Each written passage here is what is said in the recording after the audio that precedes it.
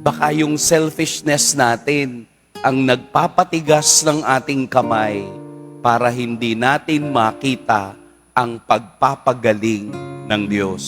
Wala pong mawawala kapag inunat mo ang iyong kamay. Gagaling ka pa. Walang mawawala sa inyo.